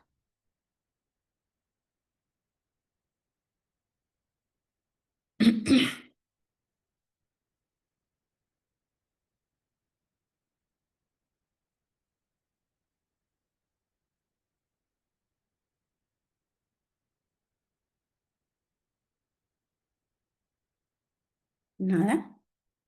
Seguimos entonces. Entonces, integración de proyectos de investigación en la práctica clínica, ¿no? Implica que los profesionales sanitarios utilicen los hallazgos de la investigación. Esos hallazgos de la investigación nos lleven a la mejora del cuidado del paciente, ¿no? Y que a su vez esos problemas clínicos inspiren otras investigaciones, ¿no? Saben que la investigación no es concluida. De una investigación hallamos resultados y hallamos hallazgos y encontramos nuevos problemas, ¿no? La investigación es cíclica, no termina, ¿ya? Hallamos hallazgos, resultados y ahí aparecen otros problemas y sigue la investigación, ¿ya? Entonces, esa es la integración de proyectos de investigación en la práctica clínica. ¿Cuáles son esos pasos, no? Primero, el seguimiento de la investigación. Segundo, la evaluación del impacto que tiene esa investigación. Tercero, es aplicación de la evidencia. Y cuarto, es la retroalimentación. Seguimiento de la investigación. ¿Qué tiene que hacer el profesional de enfermería? ¿No? Tiene que estar al tanto de todos esos avances que se da en el campo, ¿no? Mediante una revisión sistemática, ¿no? De la literatura y participación en actividades de formación, ¿no? Eso es lo primero que tiene que hacer, ¿no? Y buscar buenas fuentes, ¿no? Buenas fuentes teóricas. Segundo, evaluación del impacto. El profesional de enfermería debe de analizar en forma crítica esos resultados que se dan de la investigación con la finalidad de determinar clínicamente si son relevantes y si se justifica un cambio en los protocolos o procedimientos actuales, ¿no? O sea, esos resultados, esas investigaciones, yo tengo protocolos actuales, ¿no? O procedimientos actuales, pero si en la investigación hay un cambio, entonces tengo que mirar eso, ¿no? Analizar si realmente se justifica o no se justifica, ¿ya? Por eso dice la evaluación del impacto. Tercero, aplicación de la evidencia.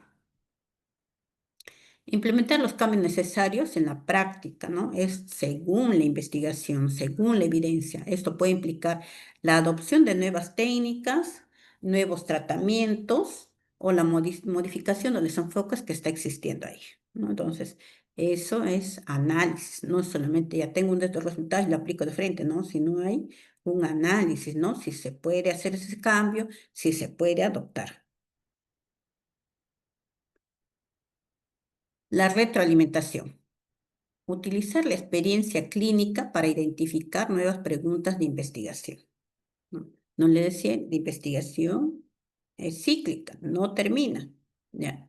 Entonces, la práctica diaria genera ideas sobre problemas o áreas que necesitan más estudio, iniciando así un ciclo continuo. ¿Ya? Retroalimento. Y la ciencia va avanzando. La ciencia va avanzando.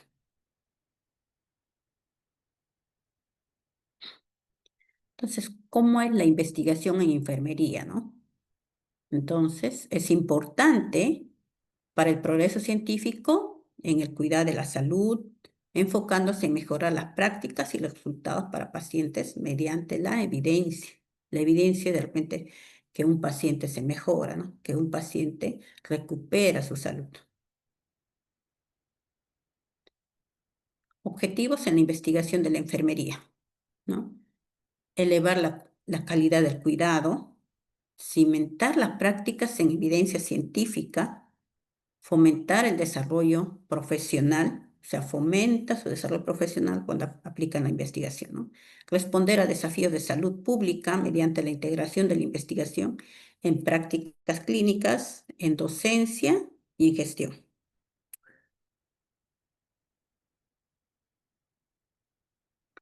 Ahora, ¿en qué roles o campos puede participar la enfermera o enfermero dentro de la investigación? ¿Cuál es su rol, no? ¿Cuál es su rol?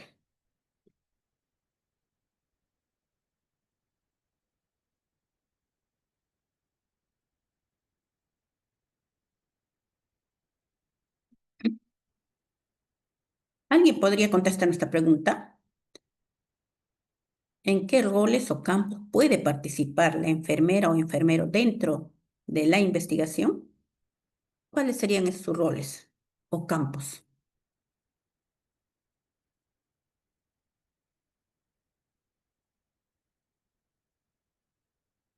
¿Alguien podría responder?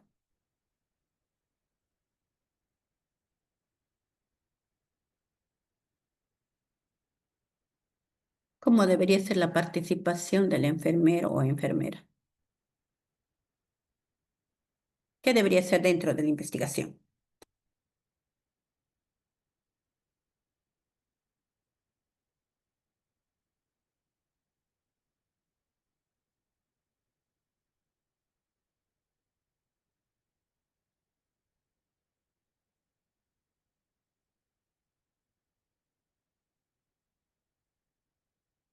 ¿Nadie me quiere responder? Creo que el personal de enfermería tiene un papel importante en procedimientos de investigación. Puede ser en la innovación, en la investigación clínica, podría ser en la innovación de nuevos procedimientos clínicos, de nuevos tratamientos, teniendo en cuenta protocolos ya establecidos, los cuales pueden innovarse, pueden mejorarse en beneficio del paciente. En cuanto Mm, a la investigación también en salud pública, ¿no? así Nosotros también cumplimos un papel importante en el desarrollo y mejora de la salud pública a nivel de periferia, a nivel de la comunidad. Entonces, por ahí también nosotros podemos participar en procesos investigativos buscando mejoras a nivel del primer nivel de atención, ¿no? Y la otra también podría ser en la investigación buscando la gestión de calidad, ¿no? O sea, nosotros también tenemos participación directa en buscar procesos continuos, aplicando la investigación con el fin de buscar mejorar la calidad de atención en los diferentes niveles de atención que tenemos, ¿no? Tanto en hospitales como a nivel de periferia, siempre tratando de lograr pues cambios positivos en beneficio de nuestros pacientes. Gracias, Jessica. Muy bien, Jessica, gracias. Entonces, ¿no? Como ya Jessica también nos ha dicho, ¿no? El campo será en investigación clínica, en epidemiología, metodología de la investigación como docente, ¿no? Coordinación de proyectos de investigación, registros con fines de investigación, docencia en investigación, investigación en gestión de calidad, ¿no? Ya nos lo ha dicho también Jessica. Entonces tenemos, ¿no? ¿Cuáles son esos roles o campos que participa el enfermero o enfermera, ¿no? En investigación, gestión clínica y o investigación y gestión de calidad, registros con fines de investigación, coordinación de proyectos de investigación, epidemiología y metodología de la investigación, consumidora de investigación. Uno, investigación y gestión y o investigación y gestión de calidad, ¿no? Entonces acá va a tener en cuenta los diversos aspectos, todo relacionado al cuidado y bienestar del paciente, utilizando tanto estudios observacionales, pues dos tipos, ¿no? Estudios observacionales como experimentales, ¿ya? En estos puede incluir los estudios descriptivos, de prevalencia, estudios de causalidad o riesgo, estudios de pruebas diagnósticas, estudios de terapia o de intervención, estudios de pronóstico y estudios de costo-efectividad. Dos, ¿no? Los registros con fines de investigación. Entonces, los registros con fines de investigación consisten en la ficha de revisiones clínicas, otros registros en salud. Se utiliza como base en el desarrollo de investigación para la mejora de las prácticas clínicas. En esto, la enfermera o enfermero tiene un papel importante para la implementación y mantenimiento de estos registros con fines de investigación. ¿Cómo implementar esos registros, ¿no? Que tienen fines de investigación? Porque hay registros ya quedan como las historias, no quedan ahí, ¿no? Entonces, ¿cuáles son esos pasos que incluye? ¿No? La recolección de los datos, debe haber un formato específico, un formato que ya han trazado, ¿no? Que pueden tener, ¿no? En la visita clínica, recabar toda la información necesaria. Hacer la transmisión, los formularios se transmiten de un servidor institucional a una base de datos, ¿no? Recojo y voy implementando esa base de datos, ¿no? El procedimiento, ¿no? Evaluar los cambios y ajustes de los formularios de registro. Entonces, de repente yo tengo una determinada estructura de registro, pero ya después al llenar la base de datos me doy cuenta que algo falta. Entonces, reestructuro otra vez ese formulario. ¿Ya? Luego es el análisis de datos, ¿no? Se elaboran preguntas de investigación que surjan del registro. Yo tengo el registro y sobre ello formulo las preguntas.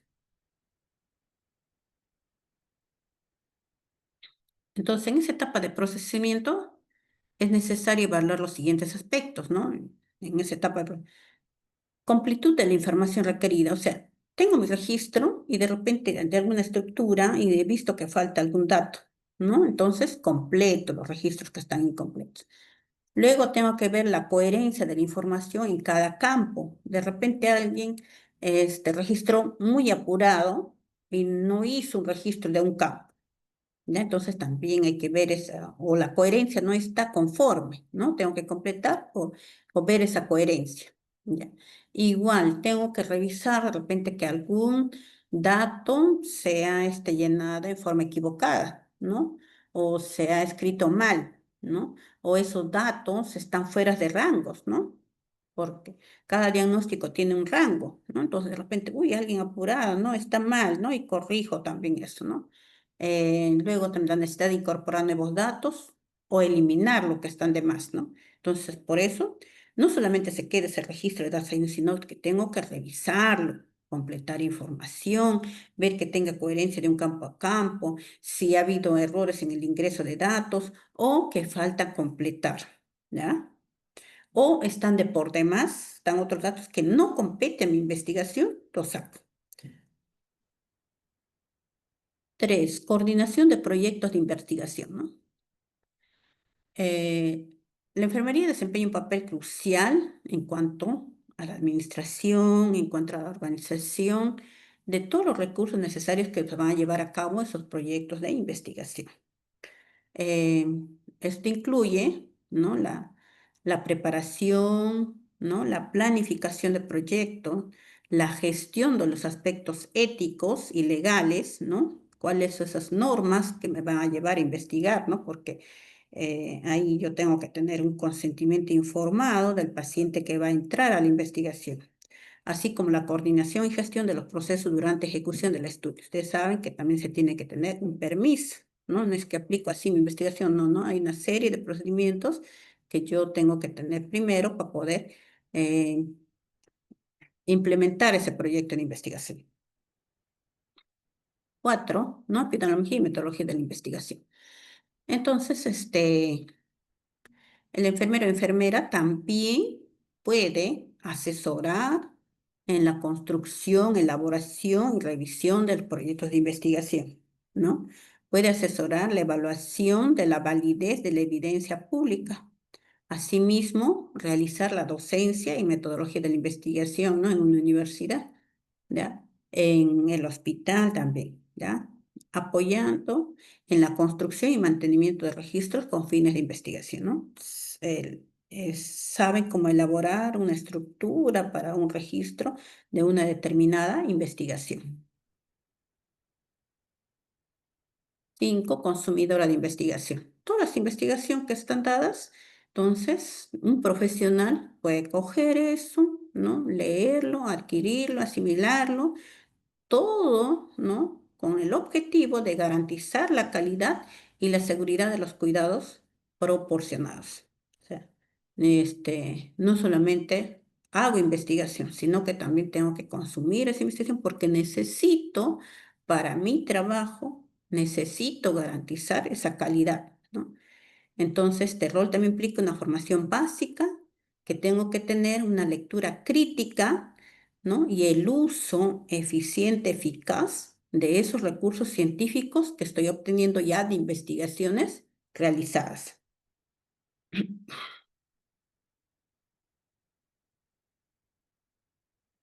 ¿Cómo la enfermera contribuye eficazmente en la investigación? Entonces, ¿qué competencias tiene el enfermero o enfermero para contribuir eficazmente en la investigación?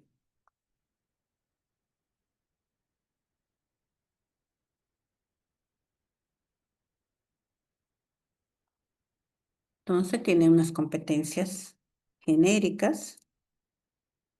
¿Ya cuáles son esas competencias genéricas? Tiene un compromiso ético, ¿no? Y ustedes lo ejercen, esa ética, ¿no?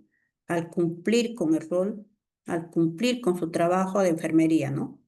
Eh, atras- este, Cumpliendo un código de ética como parte del quehacer asistencial. Asimismo, tienen la capacidad de trabajar en equipo, ¿no? Con el objetivo del cuidado del paciente y la coordinación del equipo de salud. En salud se, se sugiere, ¿no? Las investigaciones trabajarlo en equipo. Tiene también, ¿no? Las competencias específicas, ¿ya? Que fundamenta de la práctica de la evidencia científica, ¿no? Ese estudio continuo y actualizado en forma permanente de todos los conocimientos, ¿no? Para basar los procesos y procedimientos de cuidado en la mejor evidencia disponible. Ya las personas que han intervenido lo han dicho, ¿no? Cómo es su trabajo. Tienen la capacidad de leer críticamente los artículos científicos y fundamentar su práctica en la mejor evidencia disponible. Asimismo, participación en grupos de investigación como colaborador, proponer temas de investigación derivados de la práctica clínica, ¿no? He visto esto en los pacientes, ¿no? Hay un problema, propongo ese problema para poder ser investigado, ¿no? Y poder realizar estudios descriptivos o estudios eh, experimentales, como también los estudios cualitativos. Asimismo, tiene las competencias en publicación. Por ética, al desarrollar una investigación, tiene que ser publicado. Entonces, debe desarrollar un seguimiento de todas las etapas del proceso de investigación científica, desde lo que formula la pregunta de investigación. Sabe que toda investigación empieza con un problema, con una pregunta, ¿no? Una pregunta, ¿no? Hasta presentar los resultados. Asimismo, tiene que presentar los aspectos éticos que se deben controlar en todo el proyecto, ¿no? Aspectos éticos, yo tengo que tener el consentimiento informado del paciente, el resguardo de los datos, ¿no? De ellos deben estar como incógnita, ¿no? Eso es por ética, no se puede poner los nombres. Luego es la publicación de los estudios para que los resultados sean parte de la evidencia disponible y contribuyan al conocimiento y a la práctica basada en evidencias. No es que me quedo con mi investigación y queda, no, sino también hay que publicarla.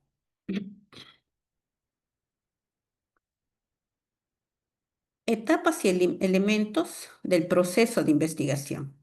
Entonces, ¿cómo empieza una investigación?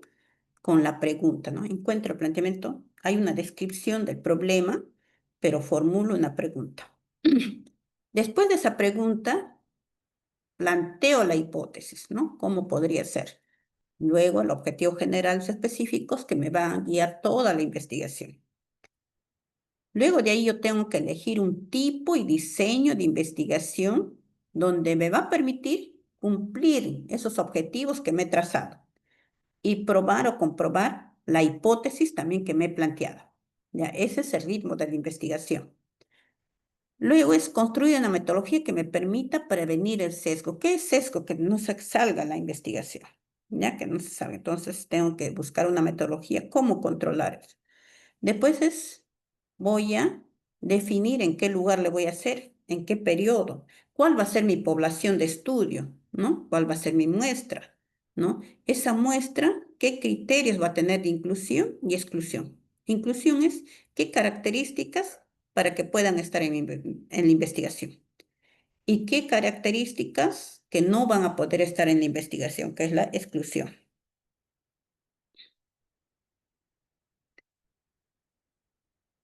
6. Realizar las mediciones que corresponda y exige el estudio, ¿no? Depende qué diseño, qué tipo, entonces hay controles que voy a mirar para que tener un estudio eficaz. 7. Elaborar un método de control de sesgo, información, selección y confusión, ¿no? Tengo que ver un control. Por ejemplo, mi información, ¿de dónde lo voy a extraer? ¿De qué base de datos, no? ¿Cómo voy a seleccionar esa información, no? Y qué confusión se puede dar, ¿no? Entonces tengo que tener ese método de control. 8, presentar la maniobra del estudio, o sea, cómo va a ser mi estudio, cómo me voy a presentar, qué es lo que voy a hacer. ¿Ya? 9, la planificación del análisis estadístico. ¿Cómo va a ser mi tratamiento estadístico, ¿no? ¿Ya? ¿Con qué software lo voy a presentar? ¿Con qué software voy a analizar? Ya, 10. Presentar los aspectos éticos que se debe procurar de controlar el proyecto. Como decía, ético, ¿no? Buscar toda la benevolencia del paciente, ¿ya? Eh, su autorización de ellos, que es el consentimiento informado, y la seguridad que su nombre no va a aparecer, ¿no? Y al final, la presentación de los resultados que he tenido.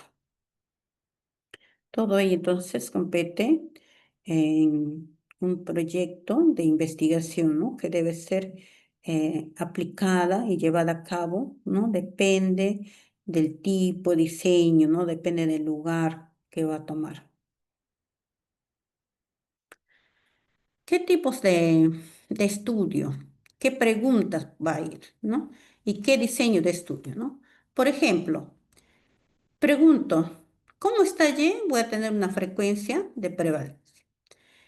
¿Cuáles van a ser esos diseños de estudio? Observacional, descriptivo, transversal, retrospectivo. Pregunto, ¿X produce Y? ¿No? ¿Qué tipo de estudio? Etiología, riesgo, ¿no? ¿Cuáles son esos diseños? Observacional, analítico, corte, prospectivo, caso control, retrospectivo, transversal. X diagnostica Y, un tipo de investigación diagnóstica.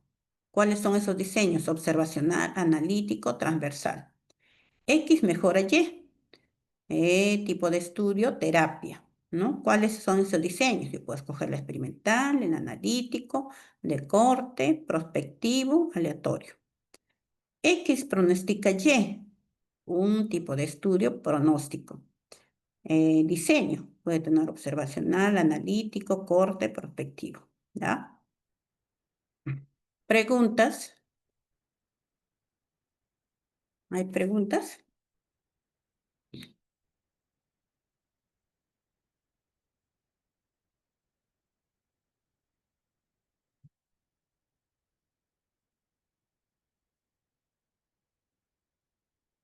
Entonces ya ustedes tienen las competencias, ¿no?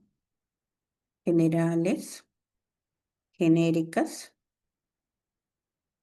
y de compartir la investigación. Ya. Ya, la investigación que he realizado, ya tengo mis resultados, tiene que quedar ahí. ¿Qué tenemos que hacer después? ¿Qué paso se sigue?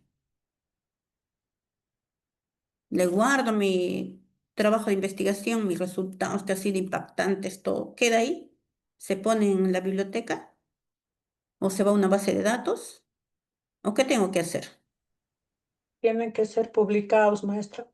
Muy bien, tiene que ser publicada, ¿no? Nuestros hallazgos tienen que conocerlos, ¿no? Entonces, vamos a la publicación y difusión de investigación en el área de enfermería. Muy bien. ¿Por qué publicar y difundir un trabajo de investigación en el área de enfermería? ¿Cómo publicar artículos en enfermería científica?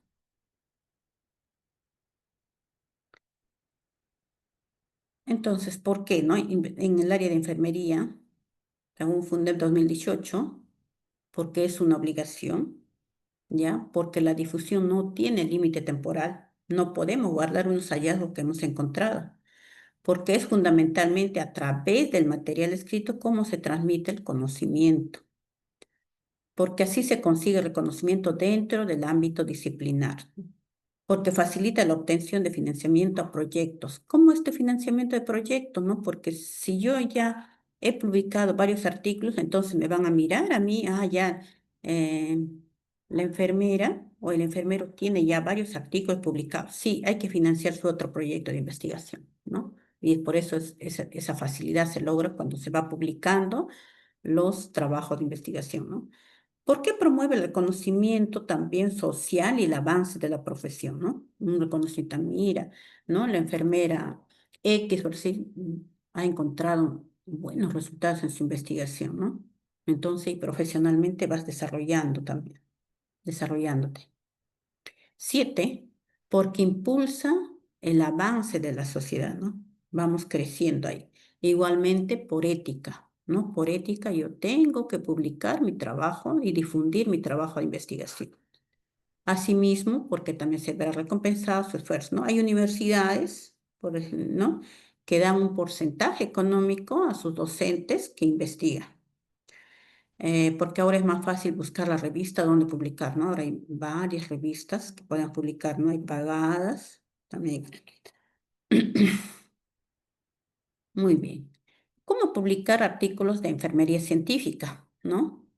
Eh, ya investigo y escribo, ¿no? Siguiendo las normas, o sea, cada revista tiene sus normas, ¿no? Yo elegí una determinada revista, entonces veo en su protocolo cómo debe ser, ¿no? Presentado, porque cada uno tiene su estructura, ¿no? Y cada uno tiene un estilo y sus referencias. Entonces, eso tengo que mirar primero para poder mi trabajo de investigación adaptarlo a esa estructura.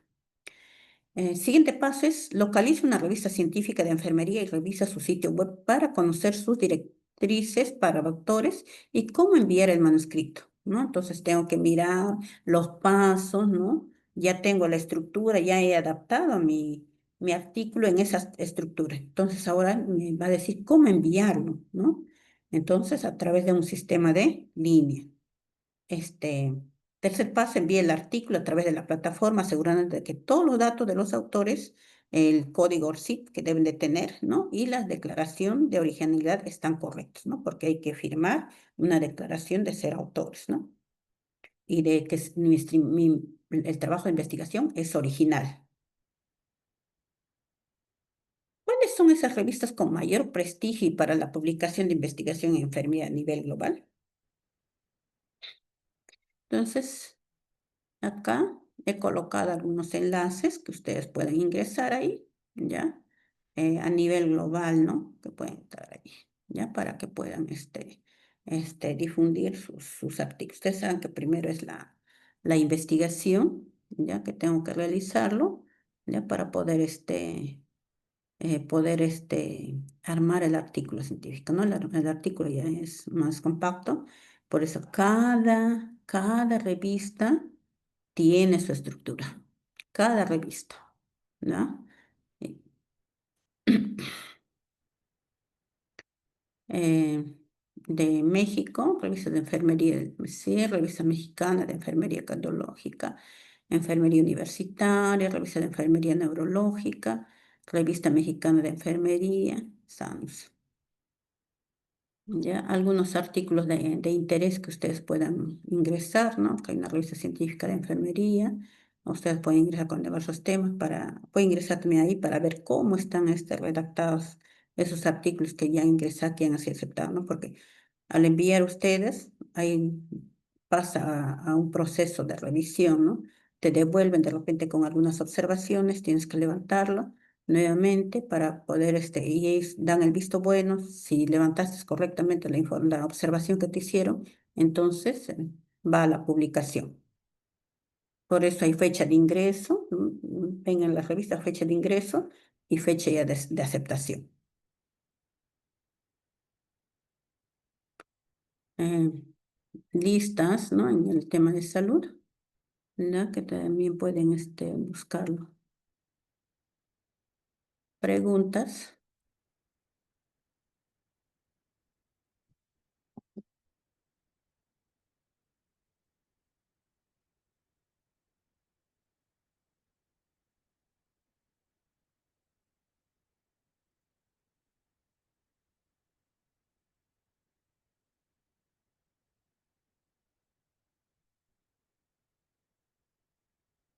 Preguntas sobre el campo de publicación y difusión.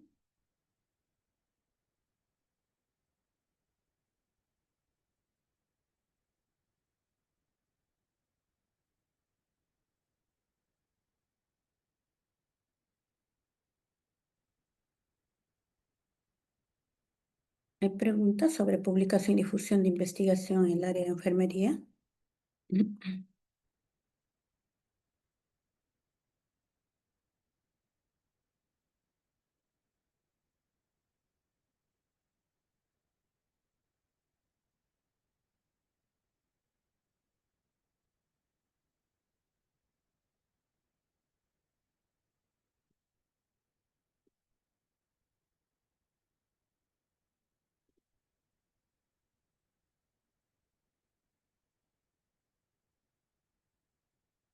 Entonces, ¿por qué publicar y difundir un trabajo de investigación en el área de enfermería como publicar artículos de enfermería científica, ¿no?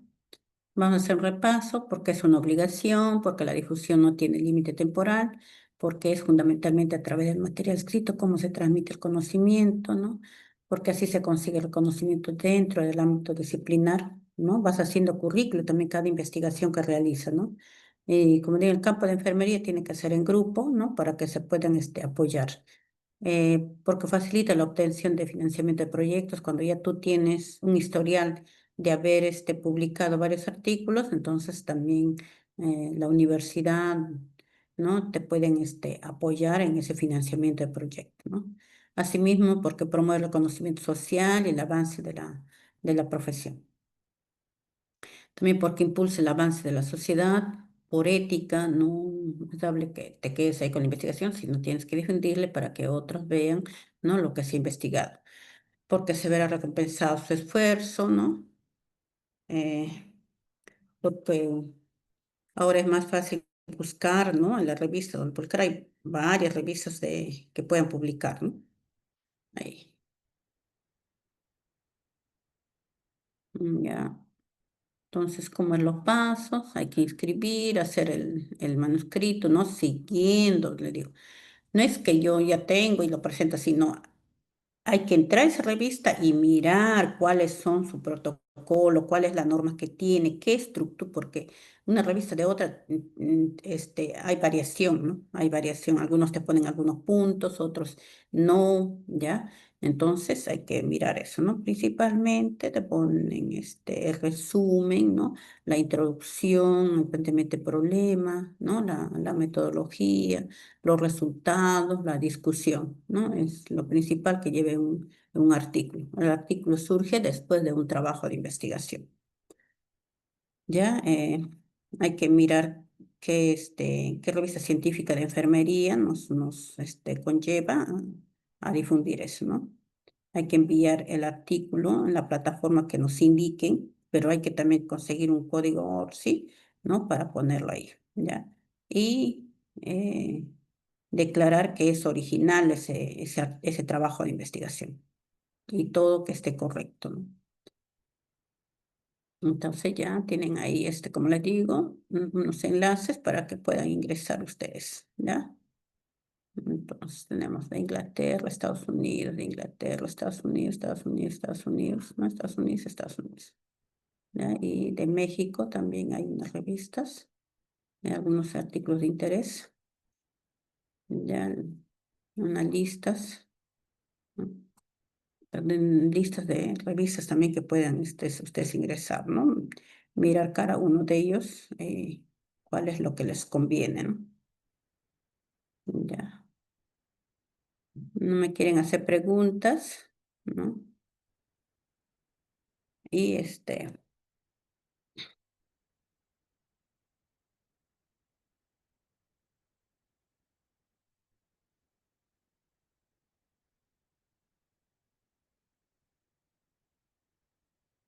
ya tenemos las referencias bibliográficas, ya, y a ver, ya los que pueden contestarme, con una palabra nada más, ¿no? ¿Qué les ha parecido el día de hoy? Ha estado bastante recargado los temas, la vez pasada ha sido menos, ¿no? Ahora ha sido más recargado, ¿no?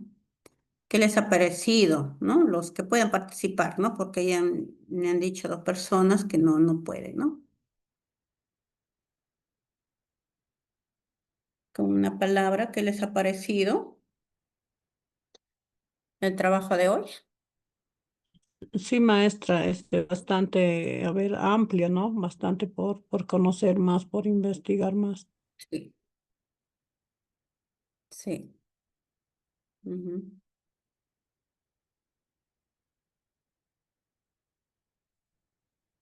A ver, otras personas, no les voy a llamar nombres ahora, ¿ya?